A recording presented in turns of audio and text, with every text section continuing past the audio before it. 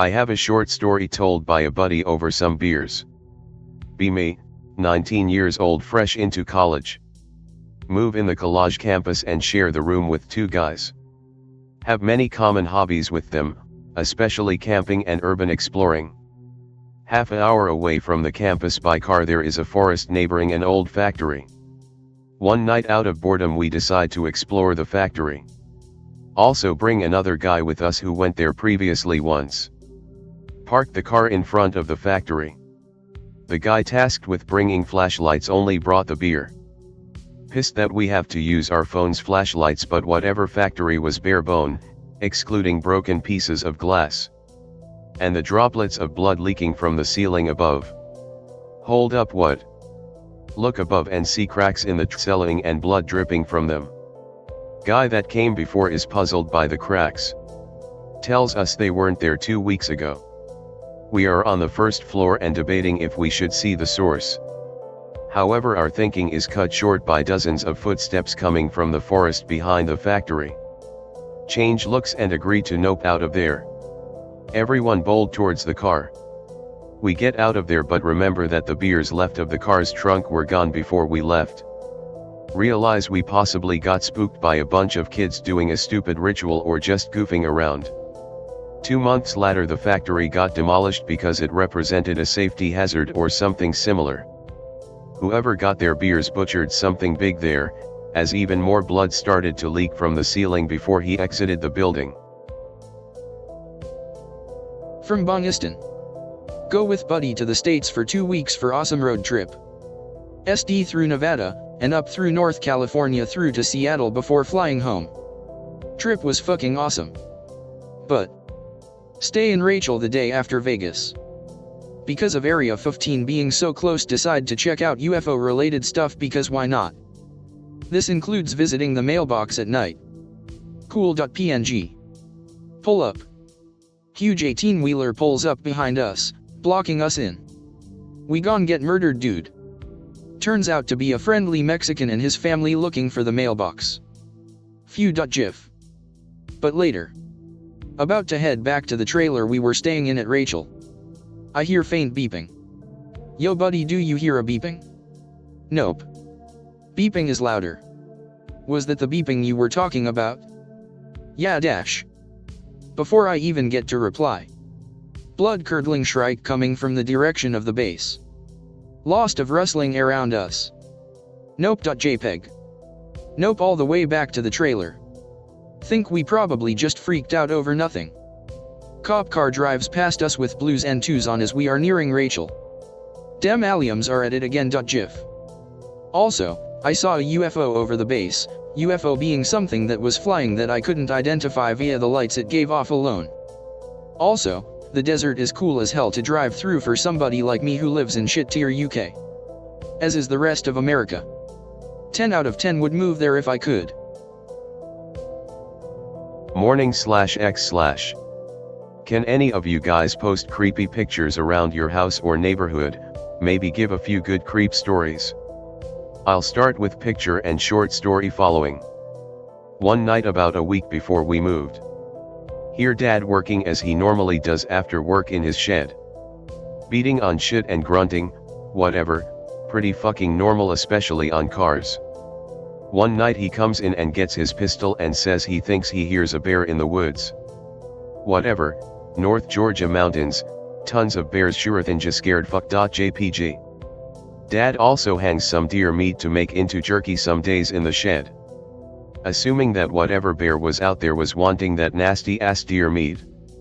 About half an hour later the beating and grunting stop for an eerily longer duration without him coming in or making noise.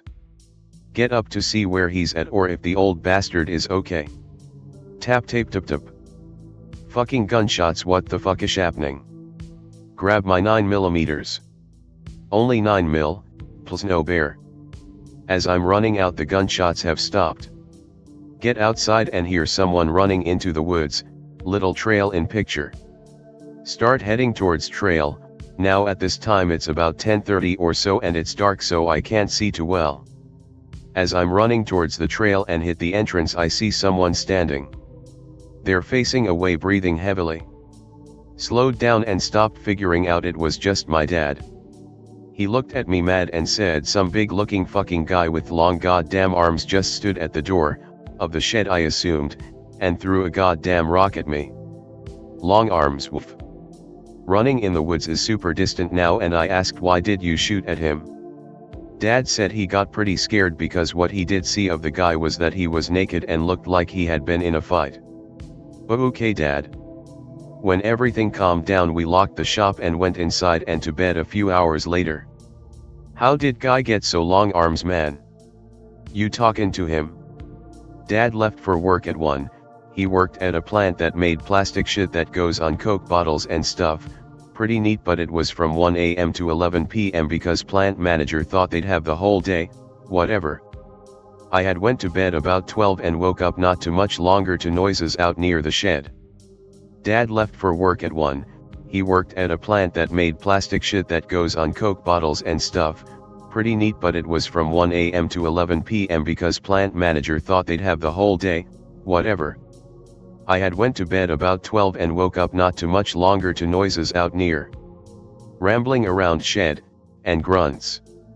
Dad's gonna drive his '69 Mustang to work, okay cool. Roll over to check phone for texts, whatever.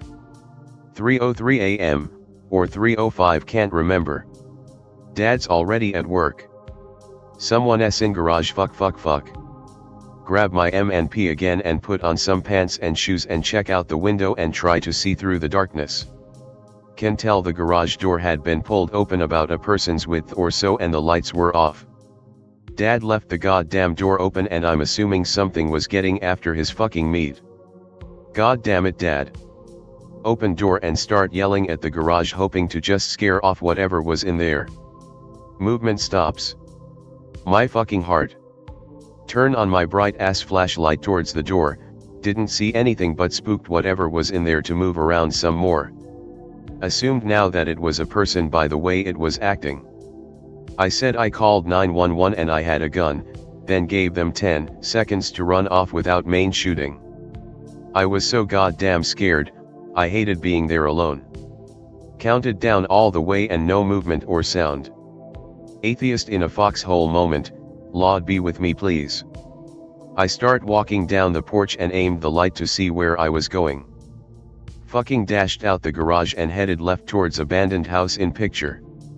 Aimed light up and see the same thing my dad saw, some dude's ass, and he was all dirty, long fucking arms, and ran like fucking crazy fast.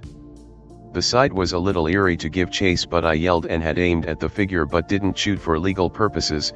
I wasn't attacked, he wasn't in home. Cursed at myself for not fucking shooting at him. Still hear him slightly running and then his feet hitting the porch next door and then nothing but small scuffles. God damn it. Called police as I was walking down to the shed to look around. We have a few units near your location and they will be there shortly. Would you like for me to stay on the phone with you? Like a goddamn movie. When she said that, I finally walked into the shed and saw that some of our meat had been taken. As well as the deer were on the floor and no longer on their hooks. Shed's freezer had been open and not closed either. Sure, just until they get here. I love being scared, but at this point I was shitting myself. Leave garage and look right towards the house, don't see or hear anything. Book IT to my house and lock the doors and waited. Finally police arrive and I tell them the story from last night to this morning. Where's your gun? Did your dad hit the person he shot at? You're not supposed to be shooting randomly at blah blah blah. Scolded and hand slapped for acting the way I did. Was told to stay at my house with 2 police officers while 2 others went to the other house to investigate. Lots o' cops for shots fired, go figure. They radio back to my 2 and say that the house was clear, but they found some meat from my house over there and other bones of animals. What the fuck? So the next day there was an investigation on the meat they had found and the bones, and found out that one of the bones were parts of a rib cage from a human. We weren't involved in further investigations. We were asked questions and shit, but that was it. We moved not long after that. Sorry for the shit story, but share your stories as well. We'll answer whatever questions I can. Live off deep in the holler. Drive out to one of my backwoods spots to go camping. 3 hours into 5-hour hike before I reached my camping spot. Nice day, fresh air, clear skies, occasional animal noises in the distance. Getting that oneness feel with nature. Hear some rustling up a hill off the path I'm treading. It's a fucking dude, he's stumbling down the hill. He's walking funny, like a puppet on strings walk. Very weird looking. My memory kicks in. There were no other cars parked in the offshoot that leads to the forest trail I'm treading. We are on the edge of fucking nowhere. There's nothing out there for hundreds of miles from the direction he came from. It's just fucking forests. That's when he started to laugh and called out hello there. That's when I unholstered my gun. This dude stumbles onto the trail, he has a real jovial demeanor about him. I rack the slide. Gen 1 SNWMNP, no safety. He waves as he walks towards me on the trail. I aim at this guy and yell, "That's close enough." The dude is completely unfazed with me pointing a gun at him, he just keeps laughing and waving. Weird ass gait to his walk, almost serpentine swivel to his legs, but his body didn't move right, like puppet strings were moving him. It was uncanny as fuck. I've heard enough stories about things in the woods, from /x/ and other places to know how this shit goes down. I will fucking kill you. I am not fucking around. I say this really fast and loud. If there is any semblance of sanity in this creature, I want them to know they will soon be ventilated. Undeterred, he keeps wiggle walking towards me. This is after I've pointed a gun at him and threatened to shoot this motherfucker. I can clearly discern his facial features. He looked normal enough. You'd be forgiven for mistaking him for human for sure if it wasn't for that weird ass walk. He was wearing a sweater and jeans. Just a regular dude by any other account. Said dude is less than 10 meters away at this point, and he continues with the laugh and disjointed conversation starters. "It's nice to meet ya." Internal monologue goes fuck it, and I dump 5 or 6 rounds into this guy. I pause for a moment because he stops walking after those shots. I think I hit him. He wasn't bleeding though, he didn't scream or wince or nothing. He just stood there. Then he falls. He settles in an awkward position like his joints and bones aren't connected right. It's like someone put human together without knowing how skeletal structure works. Swear to God. Crinkle man, contorted into a mess of shapes on the trail floor, zipped off like a fucking bird and disappears into the underbrush. I hear a rapid pitter-patter of steps that gradually fade into the fucking woods with twigs and branches snapping as Crinkle man gets further away. I noped out of there hard. It was already 2:30 and by 4:30 it's gonna be getting dark in the forest. Or darker than I'd feel comfortable being with Crinkle man out there. On the spot, I dumped my tent, sleeping bag, and everything. I was okay just leaving there because I needed to turn a 3-hour hike into 1 hour and 30-minute hike. There was no fucking way I was going to get caught in the forest after dark with fucking Crinkle man wiggle walking up to my ass. Fuck that. With the bare essentials on my person, I double-timed it back the way I came. Luckily it was mostly downhill, so I wasn't fighting gravity like when I came up. I took care not to run too fast because if I twisted my ankle or fell and hurt myself, I knew I would be well and truly fucked if Crinkle man was creeping around. At 3:45 the sun was already starting not to show through the trees as much. A slight panic had started to get into me, but I remained calm and kept with my brisk pace. I got back to my car at fucking 4:20. I looked back into the forest and apparently my eyes had adjusted to it because it was dark as fuck. 20 meters back into it and the shadows just created a cave-like darkness into the nethers of the underbrush. Got in my car and got the fuck out of there. I don't know what that thing was, but it wasn't going to be wearing my skin. I don't know if that thing is still out there, but I don't camp in that neck of the woods now. I'm not going back for my tent or other kit. It's just not worth it for that stretch of woods. Every time. Too many bears, mosquitoes, and redacted in my area. David's data indicates armed hunters, especially those with GPS transponders, are molested the least by weird shit. Did a bear population reduction thing a few years ago, 308 was pretty effective, usually 1 to 2 shots with expanding bullets. Plus 1 to the skull to make sure. Doing bear removal. Nearing dusk, just dark enough to have fuck all for night vision. Returning. Camp. Walking tree line next to field with 8 feet grass/brush. Hear something barreling right for us through the grass. Random small black bear comes into tree line, sees us and turns directly for us. Bang, knocked black bear down about 35 feet away. About to start walking towards it for kill shot, hear something bigger coming. Huge fucking brown bear out of nowhere, grabs black bear and drags it screaming into the grass. We could hear the black bear being eaten alive for about 10 meters. Pretty sure the black bear was running to us for protection. Very spooky, and the black bear was mostly devoured in the morning. They don't like the smell of silver. Interesting pasta. I about shit a brick and turned dead white the first time I heard a tree knock 30 miles upriver. Middle of nowhere. Always pay attention to that feeling of being watched or your hair starts standing up. Keep a deep respect for bears, they can move quietly when they want to. Big, soft feet. What stretch of woods?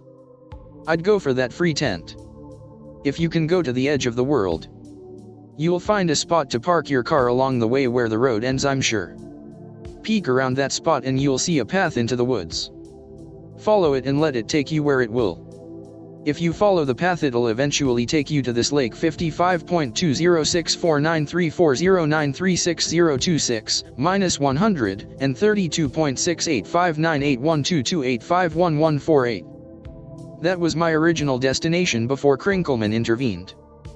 The path to the lake isn't a beeline, and don't try to turn it into one. The trees will blend together and the forest will swallow you up if you stray from it, so stay the fuck on that path. I didn't try to hide my shit away, so if you don't come across it, there's a good chance someone got to the stash before you. That was about 3 years ago now.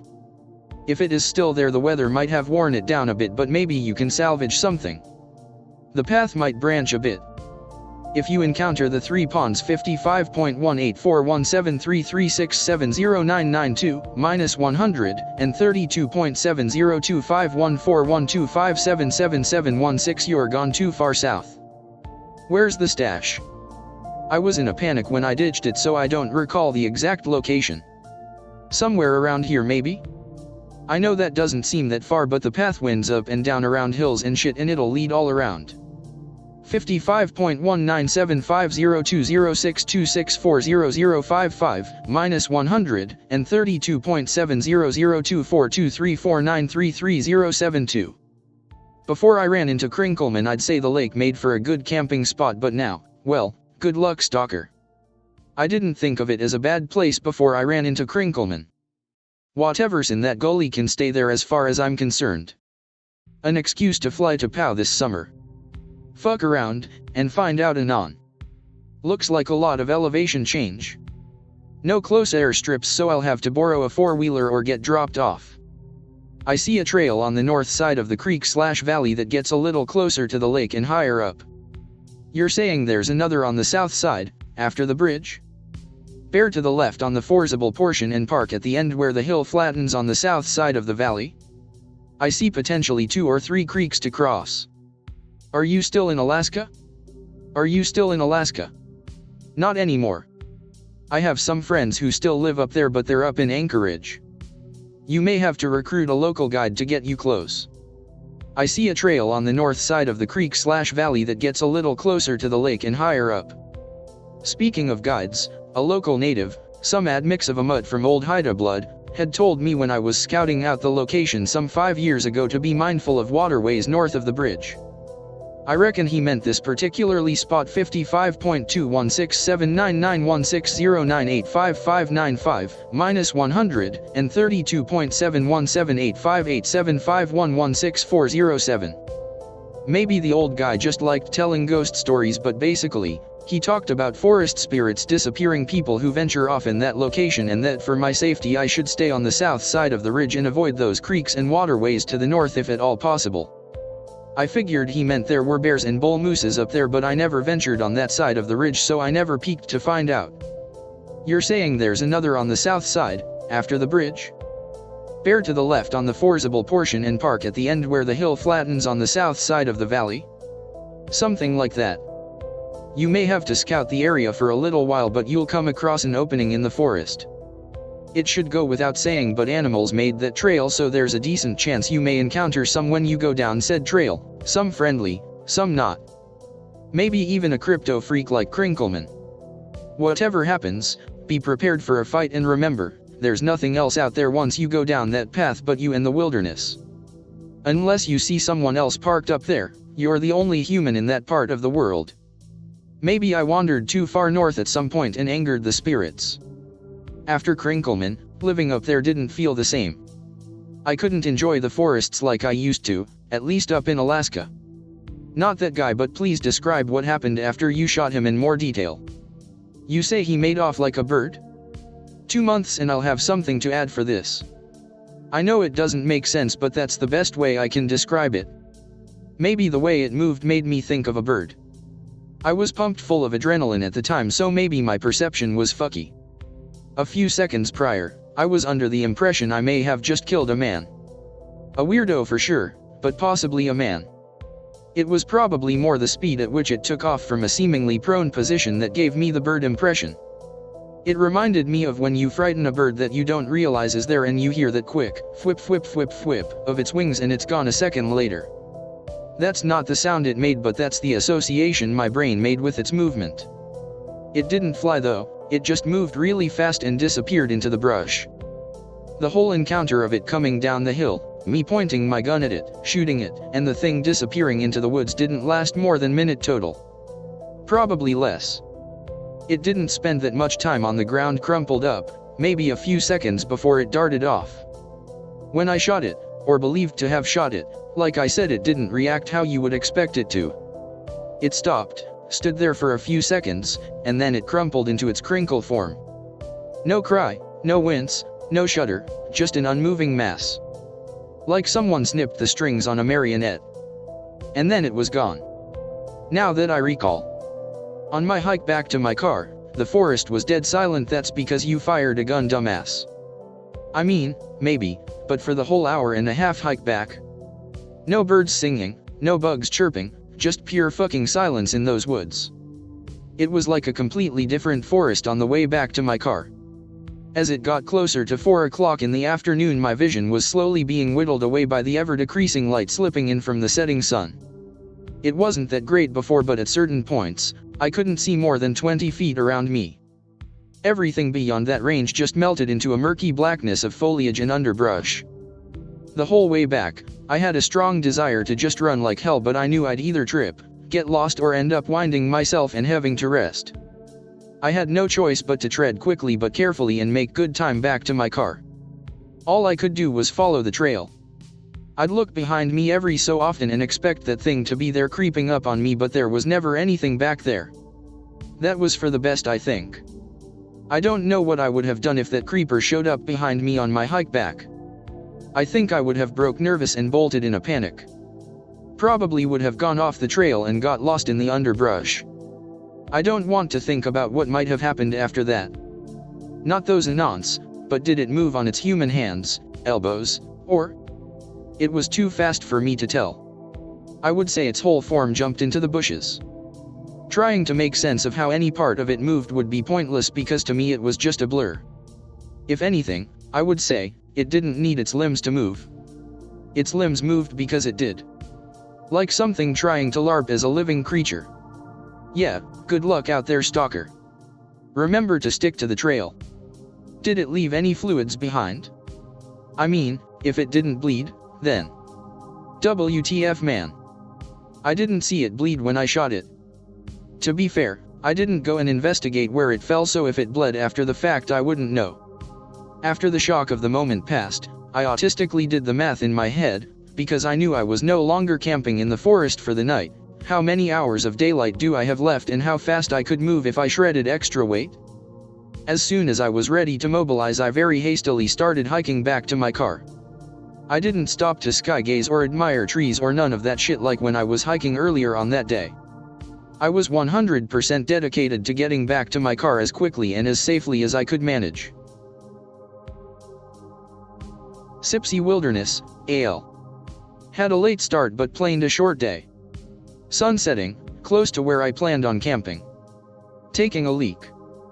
There's a stream behind me, maybe 30 feet back.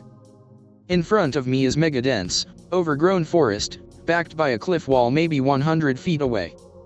Hear someone walking down the trail. Glance but don't see anyone. Hear him say "excuse me" in a tone you'd use if you wanted to walk past someone. He was right behind me, clear as day, though I hadn't hear him walk up. Turn around, all I say is "dude." As in dude, I'm trying to piss, why are you standing right behind me? No one there. Yeah, it's the typical, and no one was there when I turned around story. I had never felt more fear and dread than I did at that moment. It was the most horrifying thing that's ever happened to me. It was 9 years ago, when I was 31. I first started camping when I was 3 months old, and started backpacking when I was 8. So this wasn't a case of an inexperienced person hearing a sound and being freaked out because they're in an unfamiliar environment. And it wasn't just a sound. It was a man speaking to me, just a foot or two behind me. Too close while I'm trying to pee. It would be impossible for someone to have been somehow playing a prank by yelling from the bushes or something. There was nowhere to hide and I could hear how close he was. So I'd planned on about an 8-mile hike, and it was timed pretty well. I would have arrived at camp probably with very little sunlight left.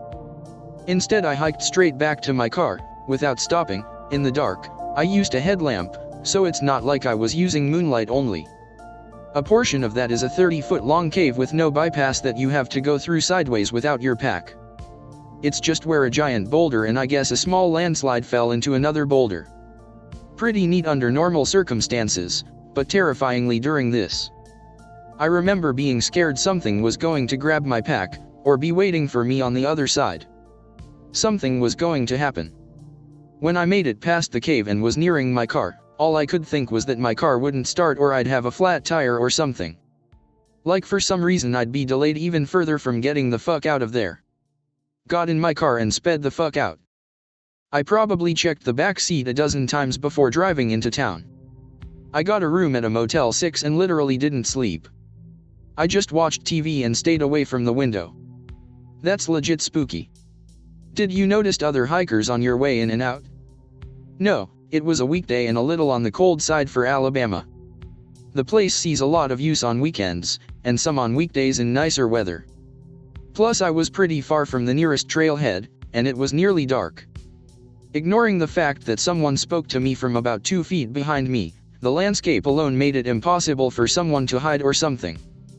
I still get the willies thinking about. I have not gone back to the area since, and never will. Be me. Never really believe in AyyLmaos. More of a Sasquatch guy. Pa always told me to watch out when I was a boy. Was never anything though. Grow up. Be on hike looking for squatch. Out there with the boys. And some ladies too. We drink and shoot shit. There's a quiet native dude that hangs out with us. He uses a self-bow. All his arrows are handmade. Pretty cool guy when he talks. Won't touch booze though. Call him Mike. Known Mike for a few years. It's usually him and I doing stupid shit in the woods. 2 other guys are cool. James. Other guy insists we call him Ducko. Not sure why. Ducko and James have GFS. The GFS brought 2 other women. Women aren't important. I don't know their names. One's pee hot though, not gonna lie. Go deep in the woods. Where the squatch resides. Set up camp and split up to set tree cams. Go with Mike and 2 extra women. Ducko and James go with their women. Hot woman is cool. Can actually attach the cam to a tree trunk. Other one's a hoe. Hoe is trying work her slut magic on Mike. Mike knows better than to dabble in white devil pussy. Hoe just stops. Like Frozen stops. Mike's giving her the raised eyebrow. Cool lady is staring too. Feel uneasy. She's not even breathing. She goes up. Very fast. We all run. Fuck the cams. Drop M and run. Mike's really quick. Distracted. Looking up. Ho is T-posing in the sky. Just a dark silhouette. Trip. Eat shit. Mike is leagues ahead of me. Cool lady jumps over my sorry ass. She leaves my ass to die. Get up and start running. Look back up like an asshole. Silhouette is gone. Run into the back of someone. Mike and lady are in front of me. Ask why they stopped. Looked past them. Ho is frozen T-posing in front of us. Come to back at camp sitting around the fire with rations cooking. There's coffee brewing. Ducko, James and their GFS are at camp too. We're all there. It's evening now. No one remembers what we did with the day. Eat and drink quietly. Talk with Mike later. He remembers what happened. Lady and Ho don't. Mike and I talk about everything leading up to camp. We running on the path and remembering Ho. We don't remember how we got back to camp. Want to get cool lady to talk. No, she has to remember that. Go back to fire. All the women are gone. Start asking Ducko and James what happened. They tell us they can't remember anything past hiking out and then having fun with their ladies. Just remember being back at camp with food and beverage. The women come back and tell us they're going to sleep. They do just that. Stay up with the guys for a bit and drink beer. It's not that fun, so we call it a night. Slept all night. Wake up. Being in a tent at the crack of dawn is a unique sensation. It feels fresh. And not fresh at the same time. Lotta noise outside though. Sounds like everyone is already up. Must have overslept. Check watch. It's 7 a.m. Wonder WTF everyone is doing. Open the tent. Groups all walking around in their skivvies. Dead-eyed and drooling. Just walking around in circles. Hear other tent unzip. Mike sticks his head out with a WTF look. Get out of my tent. Start yelling at our retards to chill out. Ducko is making grunting and whiny noises. James is lifting his arms up and down like he can't explain something. The women may as well be chickens. Just walking around and looking wide-eyed. But hollow.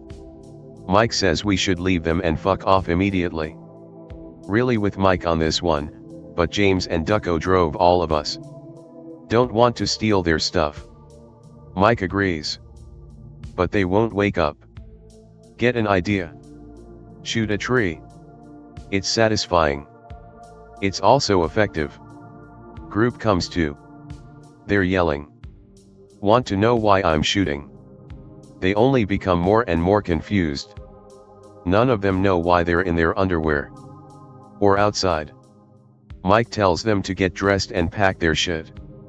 Mike gets his bow and straps a quiver to his belt. Have small pistol and big pistol.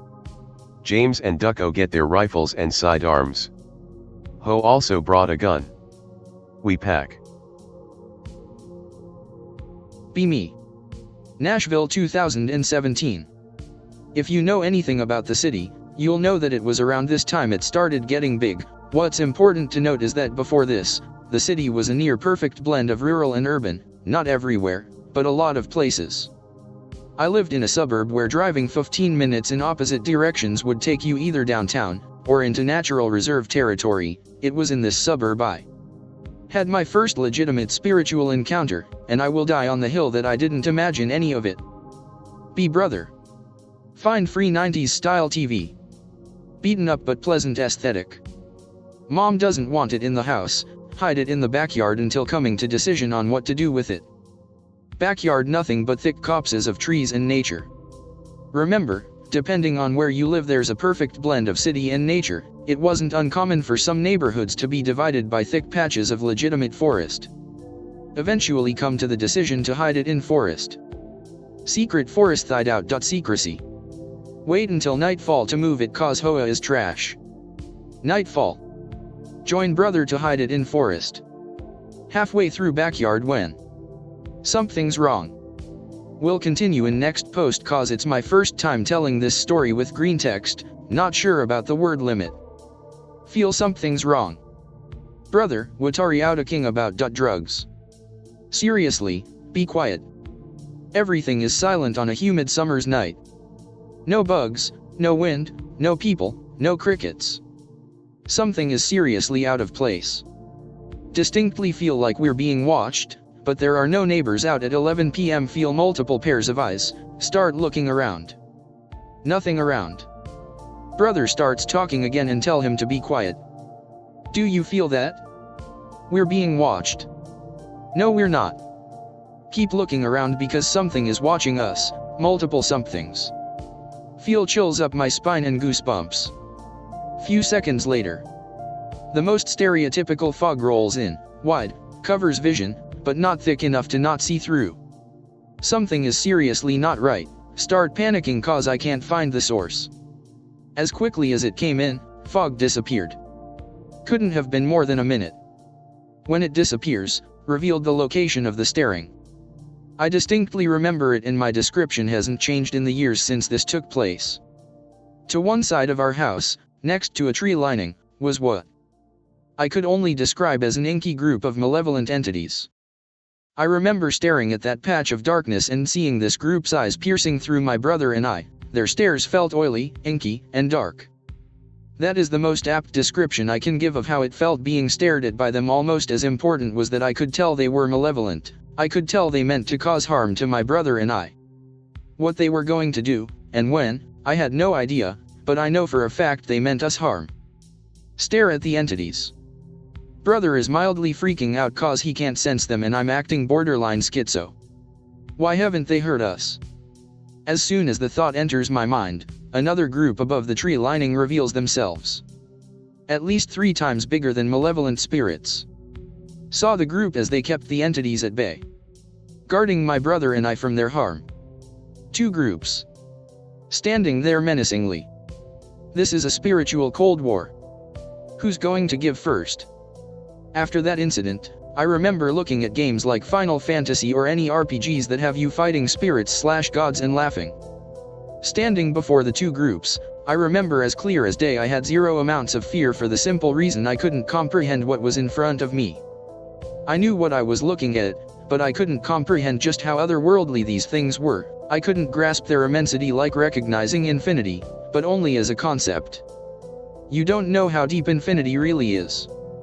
Malevolent group staring at us. Defending group staring at them. Continued for what felt like hours, was most likely 40 to 60 seconds. Malevolent groups vanishes like a wisp. Defending group watched them leave, stuck around for another 10 seconds to make sure they were gone. Leave. Crickets come back. Tell brother we'll put the TV in the woods tomorrow. What? No, let's do it now. I'm not tempting that group to come back, we're going back inside. Left TV in the open. Being raised Baptist, I think those were demons and angels respectively. My brother once asked me what I would have done had he ignored my warnings and kept walking, and I told him I'd have choked him out. It sounds edgy, but that's the only time I've ever said anything like that to him, because it was a legitimate Cold War between them. If we did something stupid, I'm not sure what would have happened aside from a dreadful certainty that our lives would have been in legitimate danger. To this day, what astounds me most was the distinct lack of fear. I really couldn't grasp just how deep those entities were. Maybe others have had similar feelings, maybe different, but that was mine. Alright, I promised, and now I will deliver. Just for reference, I'm currently 20, but at the time of the story I was 18, just around the time COVID started getting bad once again. Not great at green texts, deal with it. Be me 18 and school means nothing cause COVID basically gave me a free pass to graduate as I no longer was forced into doing the curriculum. Decide I want to go Innawoods and be away from society for a while. Decide to go to some BLM land and fuck around. Bureau of Land Management, for you who don't have it in other states, it's basically open land to camp on and etc., but not any facilities for modern luxuries. Have a shitty Turks hit shotgun in 20 gauge and decide to bring it along. Also convinced my girlfriend, who's 3 years older than me, to buy a pistol and let me borrow it for the trip. Based Jericho 941 FS in 9mm for those who care. Didn't want to get raped by homeless/druggies, so I kept it on me at all times. Camping, eating the baked beans and etc. Normal shit. No spooks just yet or anything. Nights were peaceful and slept comfortably in my tent. A couple of days in after deciding to go into town for the day, come back to destroyed tent. Thankfully left nothing of value at my campsite other than just my tent, cause setting it up is annoying. Oh well, I'll sleep in my car. I'm sure some druggies got mad after it was empty. Decide as well to not stay there since not trying to get mugged in my sleep or have my windows broken. Go to a less visited part of the land and stay there. Do nothing for rest of day, just be kinda bummed about tent since it was expensive. First night sleeping in car, have intense feeling of being watched/something is near me. Shrug it off as just being spooked since tent got fucked. I've been camping since I was a baby, so not really scared of woods at night since I'm smarter than the average bear and was in Boy Scouts since forever. Can't shrug feeling of being watched, so just take some melatonin and drift off into sleep. Wake up in a cold sweat and swear for just a second after I woke up I saw eyes leering in through my window. Sit up and look around my car and see nothing at all, assume it was just a hypnagogic hallucination from my groggy mind. After calming myself down, fall back asleep. Wake up and step outside my car to pee and set up camp stove for breakfast. After starting to boil some water for oatmeal, look at my car to see a giant scratch along the side as if someone keyed my car in my sleep. Get even more mad as start feeling this trip is cursed to ruin all my shit. Eat and nothing out of the ordinary happens again till nightfall. Up reading one of those military survival books, pick related. In car with flashlight cause I don't wanna run my car or maintain a fire. Hear a death squeal from a rabbit and freak as I hadn't even encountered a small animal other than hearing random birds calls till now. Assume a coyote or something has done well to hide, and so I step outside of my car and yell fuck off to scare anything away from my camp. Immediately hear a quite angry sounding screech. Fuck that. JPG. Hop back in my car and lock doors, recheck my pistol and pull shotgun out from under back seat. Stay up for a considerable time checking my watch every couple of minutes. Eventually decide I'm being a pussy and should just sleep, but keep my shotgun by my side. Sleepy times. Wake up from my car bouncing up and down as if someone is walking on my car. WTF.avi. Immediately hop up and look at hood and trunk, not seeing anything. Huh? Check my 360 radius and see nothing.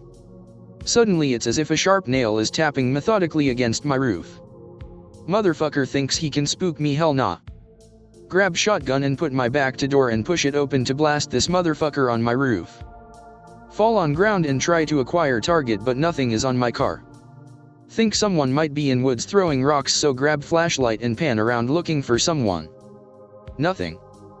Fuck this, hop in car and stay up till dawn. I'm not leaving till daylight, but also not trying to get murdered by hobos.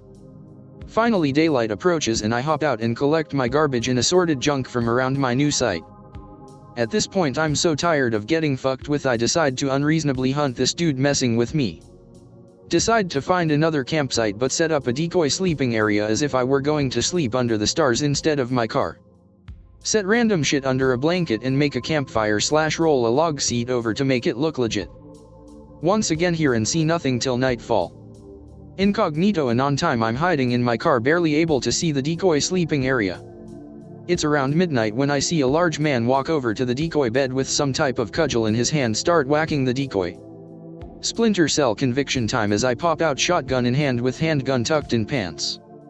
Remember how I said my shotgun was Turk shit? Pull trigger, click. Nothing. Gun doesn't fucking fire. I'm about 6 feet 2 inches, pretty lean at 165 pounds. Man is easily 70 or taller, definitely not a goatman or skinwalker, but fucker is ugly as hell. Smells of shit and ironically copper for not being a skinwalker. Looks almost Neanderthal in nature and his large club doesn't help the comparison. Drop Turk shit and whip out the pistol, putting terrible shots in stomach area and whiffed one into club arm. Hear the terrible screech from the other night and connect the dots. Fuck this, I'm leaving. Funnily and luckily enough we both retreat, him into the woods and me into my car. Drive 90 till in town, not really able to sleep that night. Don't return to campsite till morning. Thankfully shit is all their shotgun I left is smashed, but oh well. Blanket and my other random junk is also fucked, god damn it, like $500 worth of shit ruined. Collect what I can and Scouts Honor leave no trace cleaning up all the mess I made. Figure police won't help, so just go home dumbfounded at my interaction with this caveman. Told my girlfriend and she doesn't believe me. Thinks I took acid or something and had a crazy last night of hallucinations. No satisfying ending, never heard of a caveman or druggie found dead or anything like that around there. Sometimes still hear tapping on the roof of my car in the early morning or late at night when I'm parked, but it's not like it followed me home. TLDR, Innawoods Anon meets caveman and ruins most of his camping kit by deciding to hunt it. So what do y'all think? Did I encounter a crazy tall druggie or legit caveman? BTW homie looked like that Geico caveman pic related. I was around the Phantom Canyon area of Colorado, if you know it, and I think after I moved I was off BLM land or something like that, and glad you enjoyed my spooky experience. Very possible I caught it mid-transition, but as stated I don't think I killed it, so we'll never truly know. Maybe I should go back and see if it'll try to get me or fight me again. I'm investing in a P-Good AR-10 soon, so maybe 308. When would take it down? I'd be the first to get me a Sasquatch-type creature on the news. Stated in another post, but it's the Phantom Canyon area of Colorado and interesting. Have any articles about it? No articles, but a few years ago there was a guy on YouTube who had the severed head and foot of one of those things. My memory is fuzzy on the details, so don't hold me to this, but he lived on a large family-owned plot of land in Tennessee or Kentucky or thereabouts. IRC both he and his dad had to team up to kill it. This thing was messing shit up on their property and they'd had enough. They kept the head and foot frozen. The reason they had only those parts was because the bones were so hard to cut through. He brought both parts out only briefly because he didn't want them to start thawing, but the video quality was very good. It looked real as shit to me. The shills and faggots around here would all say it's an art project, of course, which has become the default glow dude response for all physical evidence, cryptid or otherwise. I don't think the guy was very smart, though, because he kept referring to it as a Bigfoot, which it was clearly not. The head was obviously that of a giant humanoid, something that managed to survive the Great Flood. There's been some info being spilled, especially in /poll/threads about ancient giants living underground, and we all know the story of the supposed red-haired giant that our military battled in Afghanistan. We also know that the Smithsonian has been confiscating and destroying bones of giants for over 100 years. Fucking fuckers. So, when it comes to calibers, I think .308 would be the minimum. After all the green text and nope threads we've read, I think we can assume that 5.56/.223 just doesn't cut it. Yeah, definitely remember something like that. IRC no one could disprove the video, so definitely agree it could have been something along those lines. And interesting, haven't heard of the Smithsonian destroying bones. Def sounds like a obvious cover-up, and with Colorado being so mountainous, I very well could have set up near its cave the first night and it decided to follow me and see if I was trouble or not when I moved camp. Seeing as it destroyed the decoy body I set up, it intended on killing me also with the minimum of 308. I can agree to put it down permanently. It would have to be 308, but my 9mm pistol did seem to puncture it or harm it in some way. No one could disprove the video. I remember there was a medical doctor of some kind who did a review of it and he said it looked real to him as well. Logically speaking, it made more sense that it was real because that guy would have had to shell out some major money to have intricate models like that made, and the person making them would have had to know intricate details of internal anatomy like vein pathways and shit. That's a lot to go through to try and make a few bucks on YouTube so long ago. Smithsonian destroying bones. Oh yeah, those assholes have been doing that since the late 1800s. I can agree to put it down permanently. It would have to be 308, but my 9mm pistol did seem to puncture it or harm it in some way. Yeah, we are talking about a humanoid here and not a squatch. If you hit it in a soft area like the neck, you'd probably be fine with a 5.56, but if you miss, well, you know how hard it is to hit a moving target. There's an old Anon K who insists that the round you should be using is a .45 to 70. The new Henrys are fucking cool. You can mount optics and lights on them and you don't have to worry about damaging a fine wood finish on a messy op like this. Link to henryusa.com. Lever action X mode .45 to 70 rifle. First time green texting this story, and first time in more than a decade, so bear with me. Be me, PNW Anon. Famlifig taking them way out Innawoods LARPing during early COVID lockdown, planning on a week out. Wife and kids are way into it. No general area where I want to set camp, but it's 2 miles or so off the out of the way spot I parked. Ruck out with a heavy load to mark camp in the tree, lean on a long stretch of beach, come back quick and empty. Kids want out of the damn car. Second trip in, whole party hikes out with most of the remainder, but I know there will be a third trip for me. Camp is adequate for their tastes. Leave wife old cut down Remington Model 31 with number 4 buck and sidearm, kids have already located and secured clubs and spears and started erecting their tent. Put on West German chest rig, sling PTR, hoof it back to car. Ring ring dad calling. Put him on speaker and continue on course, tell him where we are, chat for about half the walk back. All quiet on the western coast. Grab remainder of gear, water, stove, plinking ammo can. Try and double time the trip back with 70 plus lbs of awkward bullshit. Fail, but made it most of the way. Notice after breathing slow that the forest is nearly silent, bare area, record numbers of cougars since dog hunting became illegal. Stay alert, stay alive, rifle at low ready. Forest gradually resumes its sounds, shrug. Drop gear at camp. Jump in lake with kids. Life is good. JPEG. Build a fire, meal prep, clean up, sling food 25 up a pine tree. Ghost stories, esmories, and a little whiskey for the grown folks. Kids are beat and go to bed first, maybe 3 hours after sundown. Wife and I stay up just enjoying the time out of the house. Wife getting frisky around midnight. Tent sex. Sleep hard. Woken up at 2:45 by something sounding large moving through the woods to the west. Embers are still going, it should fuck off. Listen for about 15 minutes, hear nothing. Drift back to sleep. Asterisk shuffling noise, close. Not a raccoon. Sit bolt upright, aim Tanfo 10mm loaded with mean woodsman RDS and awkwardly aim in direction of noise throughout the fabric and tactically listen. Wife still sleeping, but she wears double ear pro when she shoots, sensitive hearing, sorry baby. If it's a bear, it will fuck off after sniffing around and coming up empty. Don't want to startle it with the kids' tent closer to its path than I was. Tense but collected. Reach over to grab battery pack floodlight and prepare to make ready to execute a tactical tent flap exfil. It fucking speaks. In my dad's voice. Husky, heavy, breathy garbled word salad, but it's my fucking dad. Shitbricks.gif. Freeze up. Paralyzed by fear. Side note, this has never once happened to me. I've been shot at, jumped by some fruity Korean faux mafiosos, held up twice, once at gunpoint, and had several close calls with death. I've always been able to keep my cool. Not this time. Wife sits up worried and snaps me out of it. My family needs a warrior right now.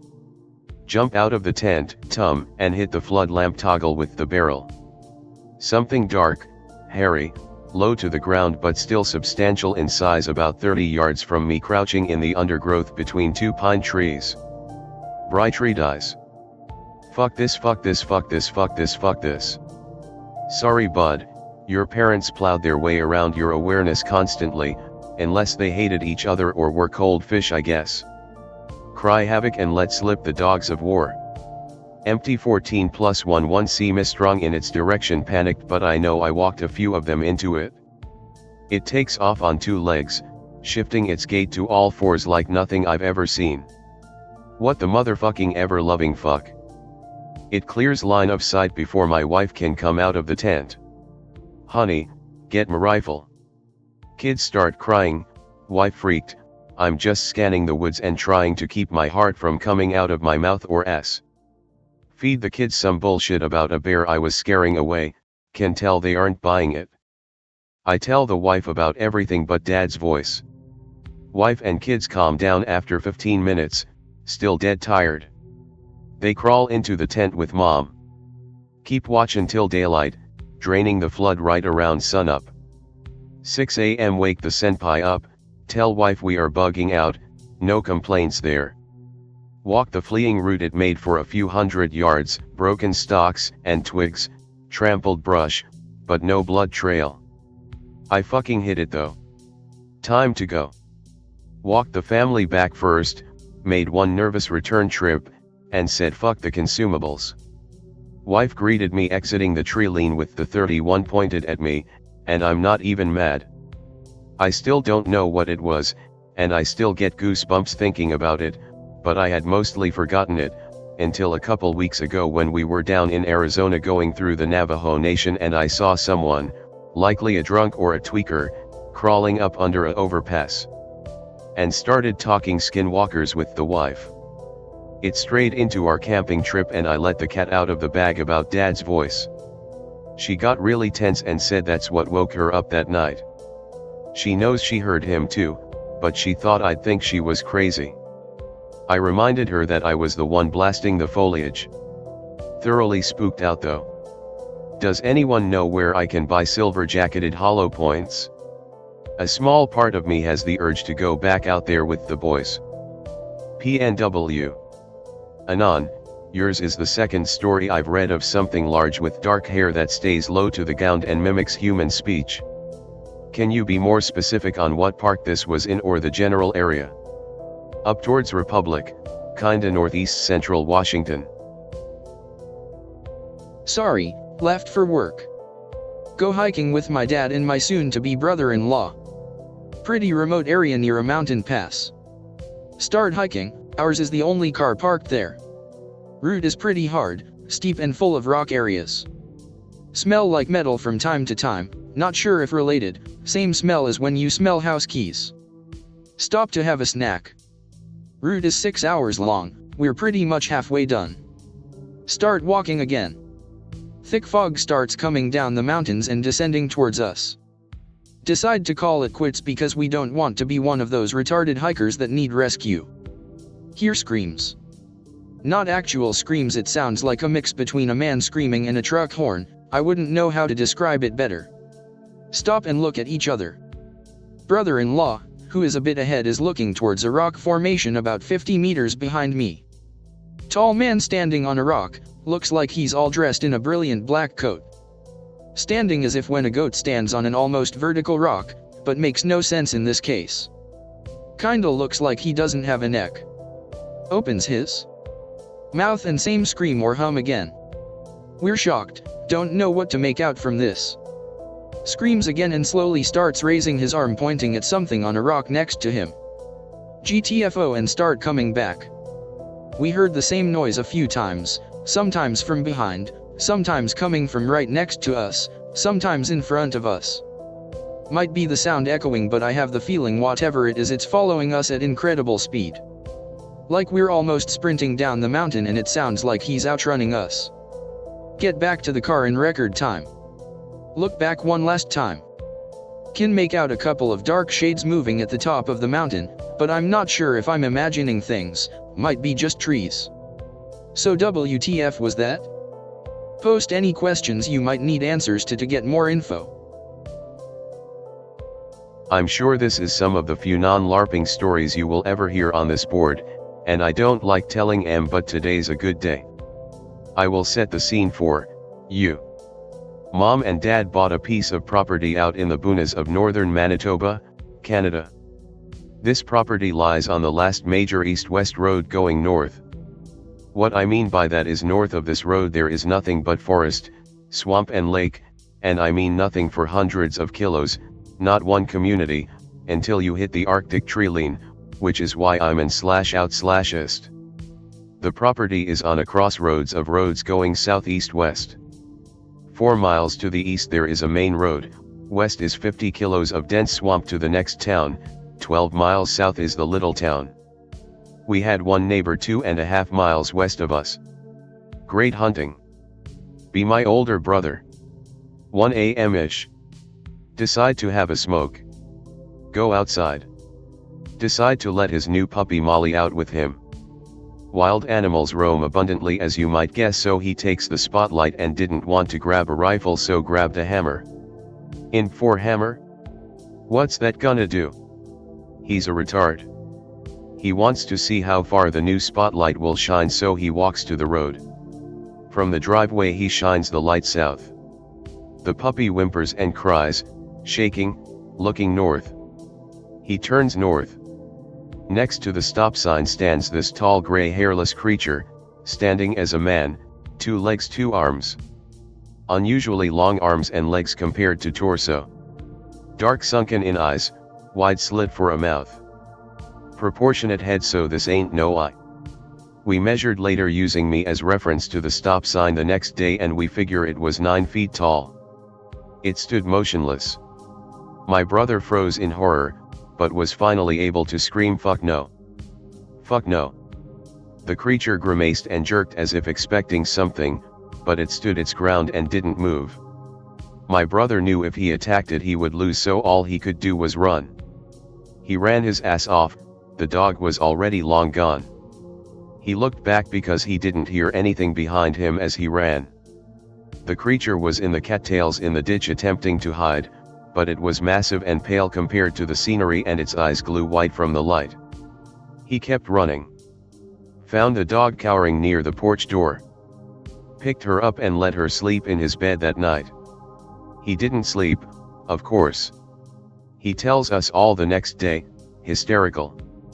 I later seen this same creature, along with some of my family, and a few locals did too after asking around.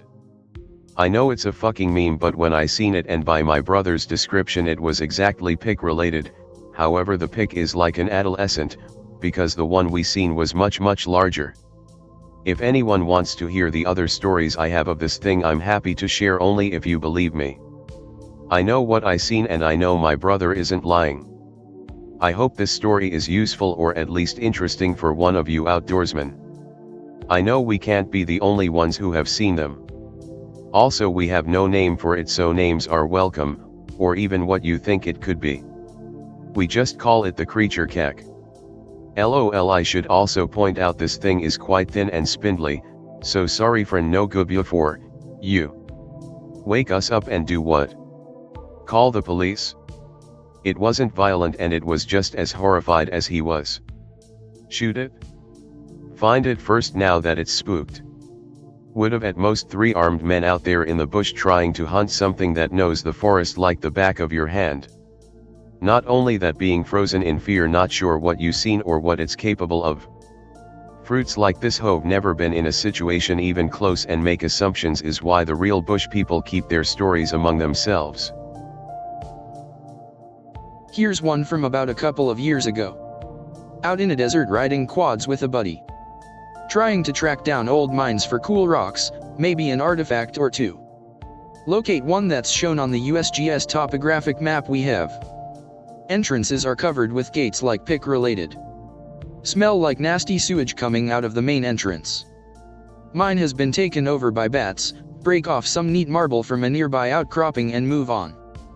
Look for another mine I heard about from a guy at a local rock show. Supposedly a good place to find nice malachite samples and the occasional piece of native copper.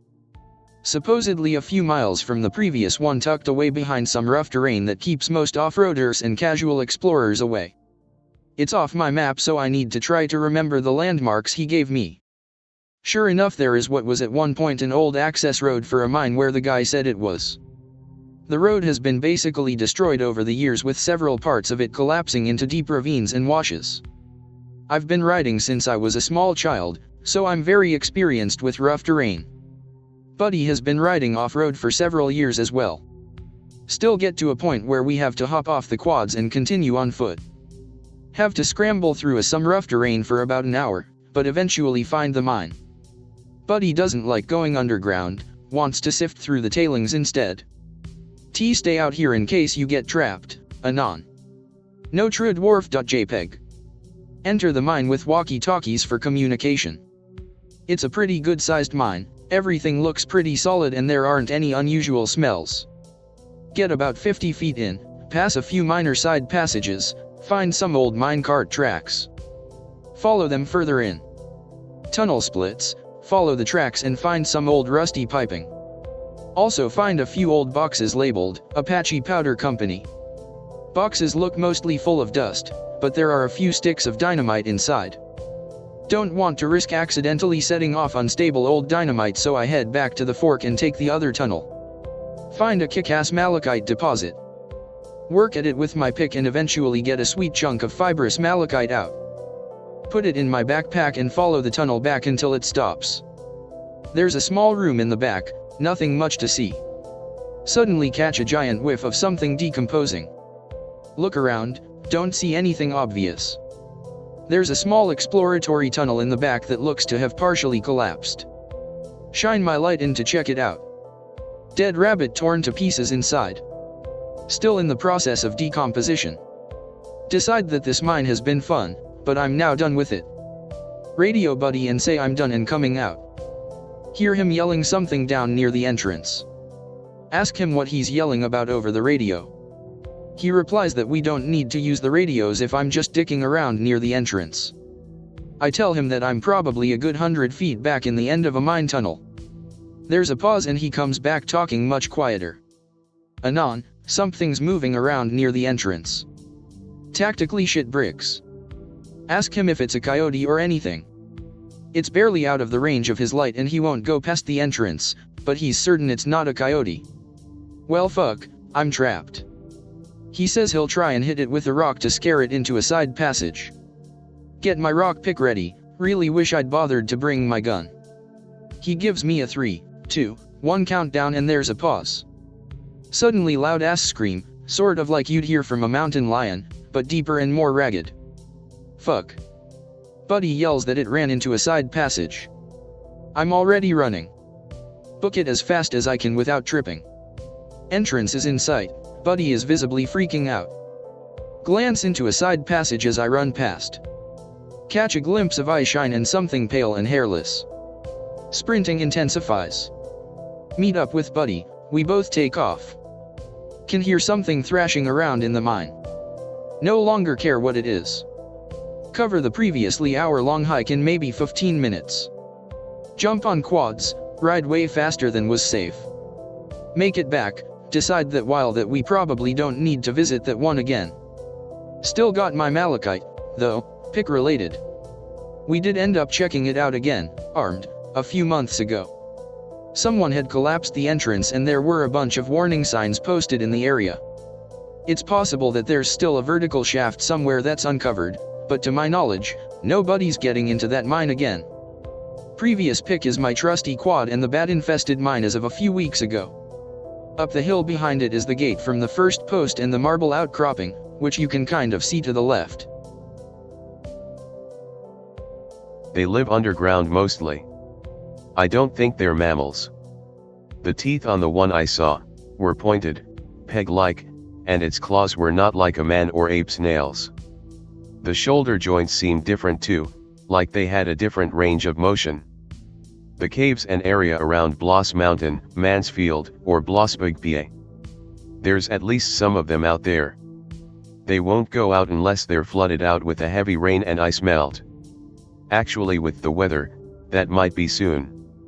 Tell us more about what you saw, Anon. Wish I had the pasta saved. Be me back in the day. Just getting hooked up with waifu. Still living with man-child hillbilly though for few months. Go out Innawoods middle of the night to Bloss Mountain to have some beer and fuck around. Mean get drunk and fight with swords and shoot shit for no reason Innawoods. Get the entrance to the spot, can't cross further in because the little creek in the road is about waist deep and has horrible ruts that got washed out, even in 4WD no-go. Beer still in truck, pistol, and other firearms, I just recall the pistol for certain, and probably the bicycle gun lost in the back. 9mm and 22. Also in truck. Already have jungle bowie strapped to belt, grab sword because sword fag and retarded, not actually thinking anything out there. Maybe cut brush with it? Go look around for a nicer spot to cross on foot without getting wet. It's sort of cold but not freezing and has rained for several nights, thick leaf litter, noisy to move even though wet. Hear woman scream down by the fire pit areas. Woman scream. Look at Nipples, the big hillbilly next to me, who is carrying high-grade mall katana he got at yard sale, inferior to my cheap flea market wedge of steel, but he still cut the head off a dead and hung deer in one swing with it, lots of weight to throw around. Like bear with sword. Still staring at Nipples, FML, why? Hear woman scream again. Nipples look at me. Look at Nipples. Both say there's no fucking way we'll get there before she's dead. Nod, no getting wet crossing cold creek for random dead chick. Hear scream again. Notice the scream has no emotion, sounds same as before kids fucking with us. See no campfires though. No cars parked by the entrance either, miles away from civilization all uphill, no fucking way anyone is out there. Head back towards truck to grab beer and assess situation. Nipples gets into fight with sapling and starts cutting it down. The part that matters, almost to truck and look at Nipples attacking tree savagely, then fucking see it. See a goddamned naked white albino looking freak, covered in mud, hunched over and creeping towards Nipples. Immediately reflexively draw sword and knife, flailing them in the air wildly while screaming Nipples. Monster! Behind you. Watch Nipples turn, still swinging, and realize that he can't see shit apparently but swinging in general direction while shouting where. Nipples try locate monster. See monster rear back and raise its clawed hands up, extending them to try and make itself look bigger. Its fingers were abnormally long and bony, clawed tips. Its mouth opened either to growl or it's just panic mode, its teeth were pegs, sharp, and a lot of them. No discernible nose, possibly slits, but it had mud on it, and this was mostly moonlight and the light from the truck, which was ambient. Its legs were tight, its tendons, it was crouched at first and could not stand fully upright. It fucking tried though, because charge screaming at monster, flailing blades in the air, dressed like hobo version of Neo with fingerless gloves, because grew up in 90s and it was cold. Military trench coat, the POS I was given in basic. Scream Nipples. Grape it. Grape the monster. Kill. Grape. Give into absurdity of situation happily as hillbilly named Nipples shouts at the top of his lungs Nipples grape. Nipples kill. Nipples ray grape. And wildly swings his katana around in all directions like whirling death. 350 pounds of whirling death, good stamina. Grape kill. See monster fucking leap into woods before we're even close. Realize did not hear the monster land. Look at Nipples. Nipples look back. Tell Nipples we're not finding that thing now. Slowly back into truck. Nipples drives home. Sit back and ROFLMAO as we finally open the fucking beer. Almost got to deliverance a monster. Remember we had guns the whole fucking time. Feel retarded? FML. It looked like pick related sort of. Anyways, I encountered the damn thing on my own block. Close to a river, lots of creeks. Very dark side of town at night, very few people. I was hanging out with a friend and we pull you to a neighborhood still being built to drink some alcohol. We pull to the end of this straight road that ends right at a woodline, underneath a lamp post. The moment we pulled onto the road the mood rapidly changed from relaxed to feeling very unsettled. This discomfort only got stronger as we parked. We parked backwards just to make a getaway faster because of this deep unease we were now feeling. By the time we park my body is screaming at me that something is watching us, that something dangerous is in the woodbine. We weren't parked for more than 5 minutes and didn't drink anything, because as I was looking through the back right window I saw this patch of white skin showing through the darkness about 10 feet away from the car. The moment I saw it, I was hit with a powerful adrenaline rush even though I couldn't even make out what it was. It was of such a foreign and unusual texture that I instinctively knew whatever it was is something I'd never come across before.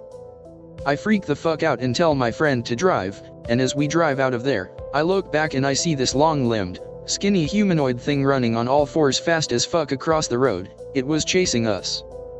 As we hit a main road, me and my friend finally had a second to process what the fuck was going on, and we both started panicking, because he saw another one in a crouching position out of the back left window. We drive to Walmart, which while empty was well lit and had security cams. This fucking thing, it trailed behind the car on the 2-mile drive. This fucking thing, it trailed behind the car on the 2-mile drive. Most of the roads along the drive are unlit as well. The fucking thing followed us to the Walmart, though we didn't see it for a time. It was about 1:15 at this point in time. Me and my friend cried and started manically laughing several times.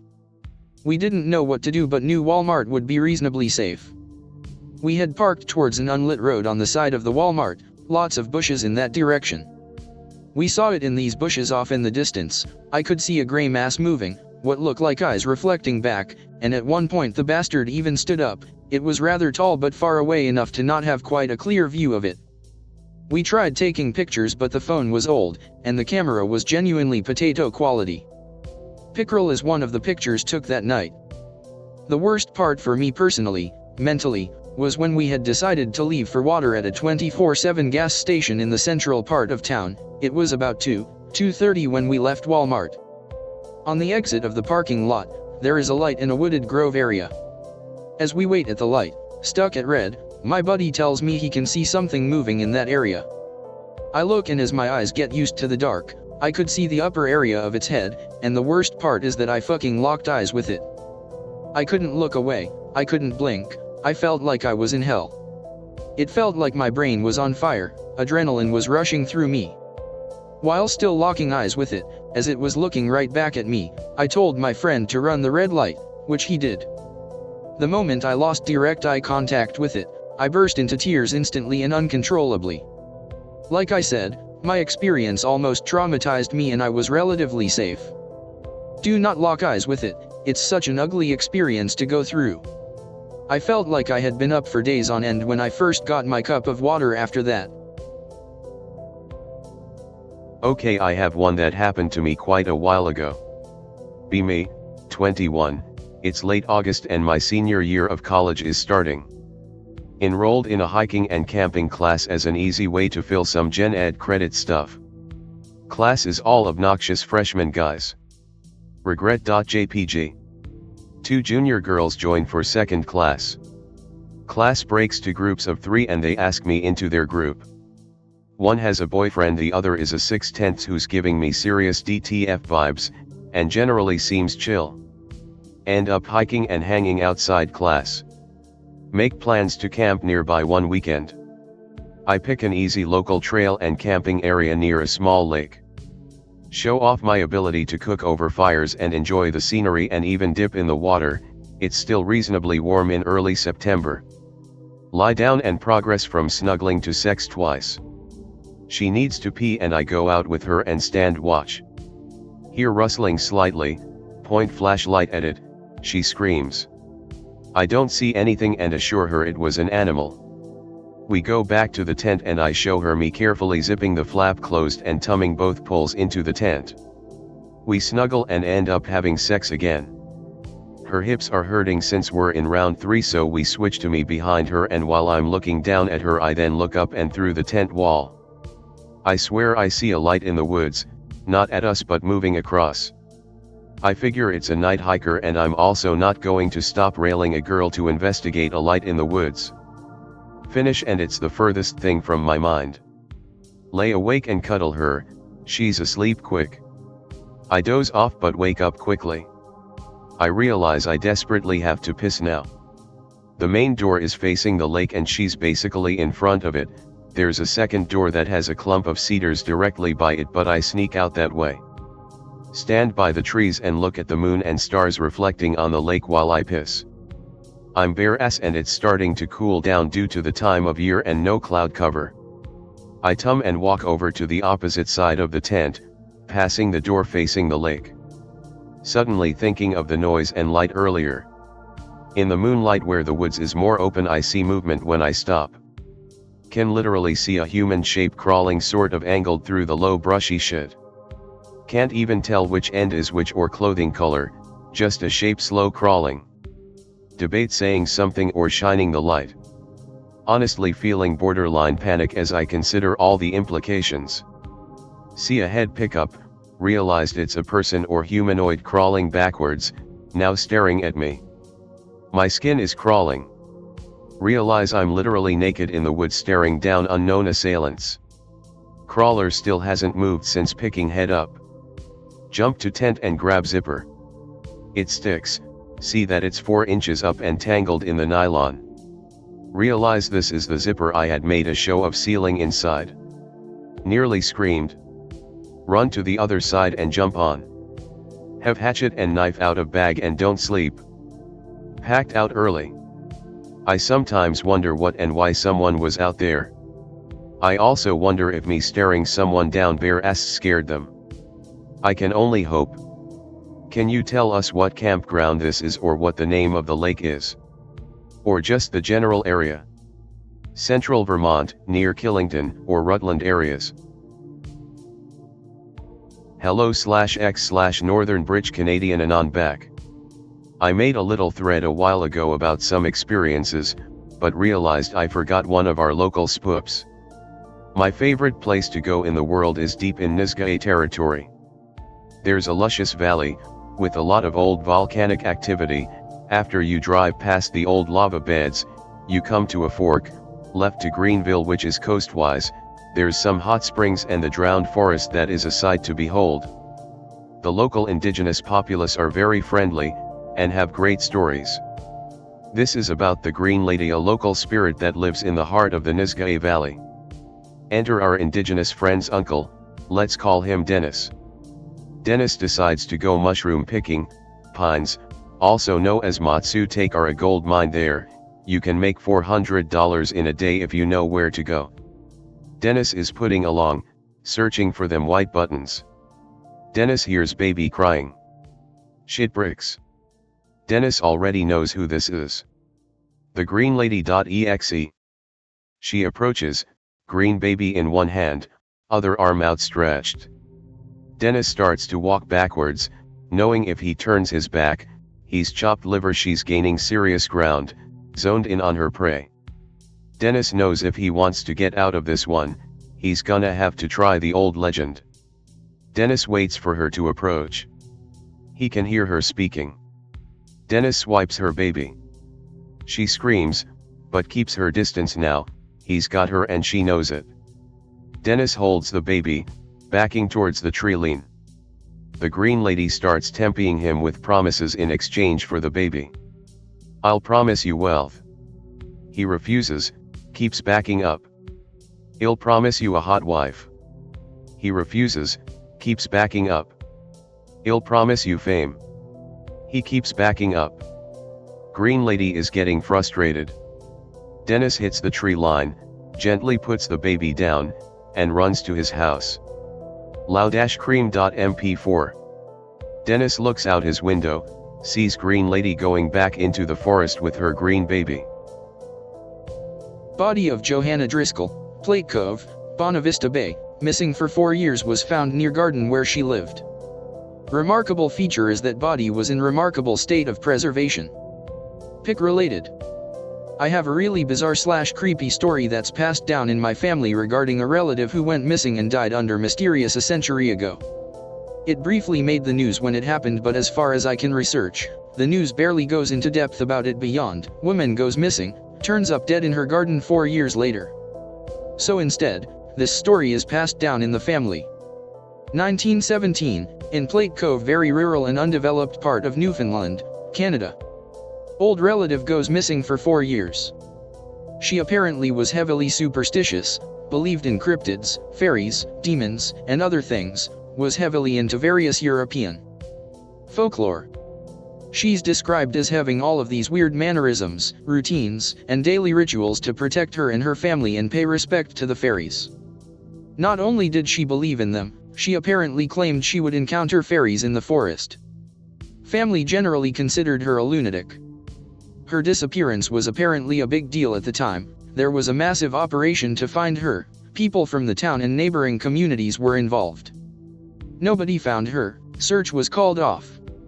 4 years later, Her body is found in her garden in pristine condition, like she had only been dead for a day. She was wearing her dress, which looked completely normal and not worn down. There were no injuries or signs of any trauma on her body. She was resting on her back, with her arms gracefully crossed on her chest. Nobody knows what the fuck happened to her. Police just spitball a theory that she was either abducted or ran away, died, and returned to her house by a third party. Family insists that something paranormal happened to her, claiming that she was spirited away by fairies. Today, the family and locals in her town call her the Fairy Lady. Mysterious circumstances. I used to work in the gas industry as a geologist. From 2007 to 2009, I was on a contract with a Russian company called North Gas, back when industrial relations with the UK were still fairly cordial. There was lots of potential gas sites in the Siberian region far up north, and I used to go around potential sites with company borehole engineers, usually in groups of 2 to 3. Anyway, I was at one site in northern Siberia with a German engineer in late October of 2008. Took ages to get to and completely devoid of human habitation, but really beautiful taiga. Endless forests on the drive up there. You drove a van through taiga? Yeah. I'm not a car nut, but it was some modified Jeep that the engineer guy would just not shut the fuck up about all the way from Noyabrinsk. Anyway, the site we went to survey was fairly typical of what you expect in the industry at these sorts of locations: thin topsoil giving way to permeable siltstone, excellent locations for surveying. Now to the story. We came to a location where satellite imagery was suggesting that permafrost was retreating. It still fucking snows and ices over, of course, but the key point is that it's not entirely frozen over. You can install stuff during the summer months, get gas production up. It was a pretty boring landscape though, very thin topsoil giving way rapidly to permeable siltstone.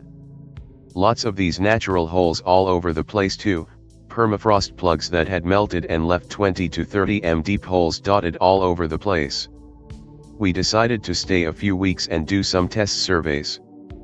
First week was completely fine, got some good locations, things progressing smoothly. By the end of that week though, things were getting a little weird. Every time I would go out with the spectrometer after that first week, I'd occasionally hear some noises from the holes.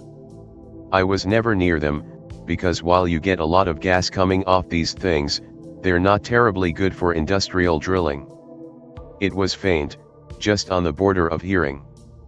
I never knew how to describe those noises until a few years later when someone took me out to a jazz bar and some guy was playing a violin-like instrument that made this drone noise, like a thump. Disconcerting, makes your hair stand up. My colleague would notice this too. Disconcerting, as in this job, you're not really working together, but apart. So two of us were hearing stuff out there. We were both rational people, at the time for me, at least, so we put it down to cave noises. Laugh, forget it. About 10 days into the survey, it started happening at night. Again, faint, but really ominous. That drone noise. We used to sleep in the back of the van we had brought, but even through those doors we heard it. Again, stop being stupid, it's cave noises, laugh, have a few beers, go to sleep. It got worse from there. The day after, I found some slime stuff around one of the permafrost boreholes. Yeah, you get lichens and mosses around these things, not an issue, but this was like petroleum jelly, that really viscous stuff. I touched it and immediately regretted it, it felt a lot like pork belly fat. It was warm too, which was really disturbing, considering it was -5 Celsius, for you Ameri dudes. During the day out there, bring round the German engineer to take a look, he looks troubled. For the rest of the day I was constantly on edge too. I kept looking back at the borehole too, just to check. I kept saying to myself. Things got worse at night.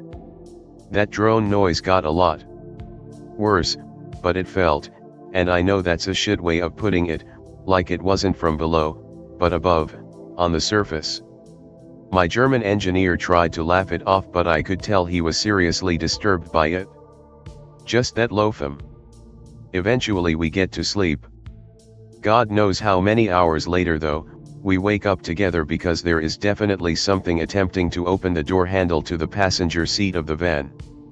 Click click click. And now that drone is right fucking outside, and it sounds a lot like gurgling. At this point we both freak the fuck out and scream like a pair of little girls. It stops. We don't sleep of the rest of the night, and it doesn't come back. Next day, as soon as we make it 9 a.m., we cautiously open the doors. The entire back door is covered in this pork fat shit. The place reeks of something rotten too. Passenger door just smeared in that stuff. But the thing that made us immediately go fuck it, we're leaving was the passenger window, which was also smeared in the skunk, had an outline on it, like something had pressed its skull into the fat stuff and left an outline. It was unmistakable, some elongated human skull, with no eye orbitals. Jelly stuff was all over the area around us too, and of fucking course, lead all the way to that borehole. We got out of there very fast after that, but as we were packing, that drone shit started again from that hole, and it was loud. It was guttural by this point. Whatever the shit was making, it was down there and close to. German guy went pretty nuts after that. Just hopped in, immediately started going, equipment that was still out for methane measurements just left. Didn't stop driving for the next 14 hours. I pretty much ditched my job soon after. I had no desire to be left like that again in the middle of places like that. German guy, never heard from again. He never talked about it to me anyway. Nice story. Thanks for posting. Thanks, I suppose. I guess distance from that event makes it sound pretty prosaic. Spooky noises, ow, slime, oh. During that night though, I was convinced I was going to die. You know how you can just know when someone or something like an animal is nice, curious, or is just out to fuck you up? I knew instinctively that whatever wanted in didn't want to crack open a beer and ask us about geology, if you get my drift. Anyway, I spent a long time after I had calmed down about it, which took a few months, in fact, to think of a rational reason for this. Every time though, I kept butting up against the unexplainable. Sure, drone could be cave noises, but the warm slime stuff? The guttural noise? Around 2012 I got a lot into reading about frozen mammoths and the worry about viruses from the taiga that they were expecting because of climate change, and at that point I went full/X/ and said fuck it, frozen monster. The Nobody has teamed up with the Galactic Federation to overthrow the United States government. Anyone who is against him may be put into hell simulations. Majestic 12 is well aware of the situation and is frantically trying to convince the Illuminati to switch sides to the Galactic Federation with them.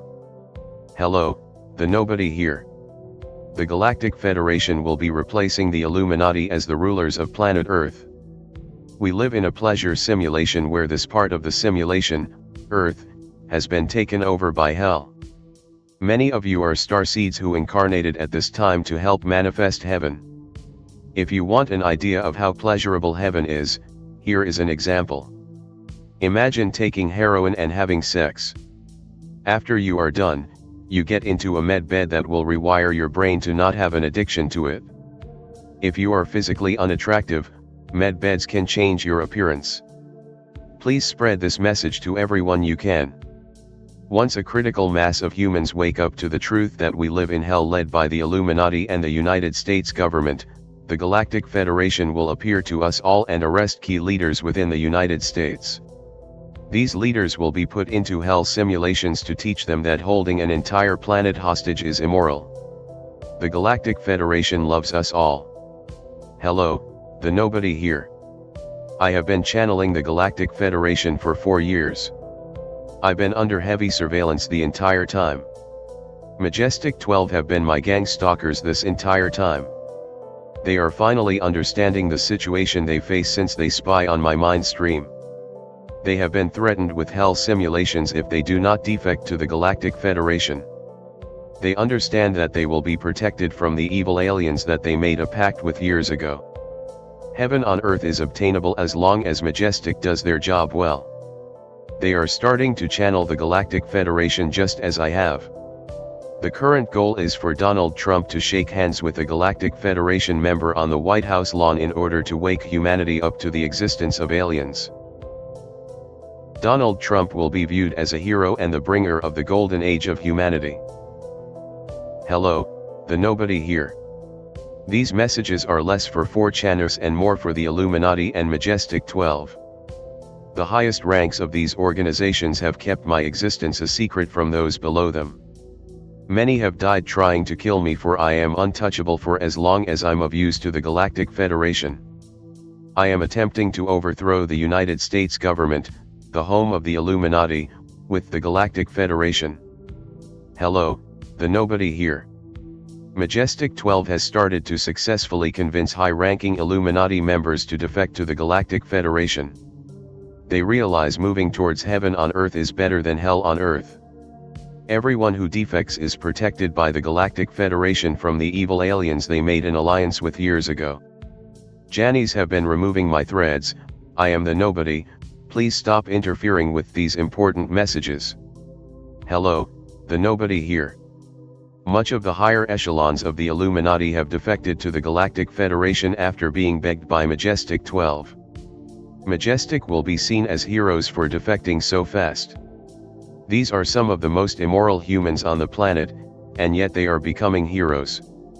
Donald Trump is Illuminati, and yet he will be viewed as an incredible human by many for shaking hands with an alien in front of the world. The nobody, me, will be viewed as the most famous person in human history. I do not care about fame, but I am still flattered.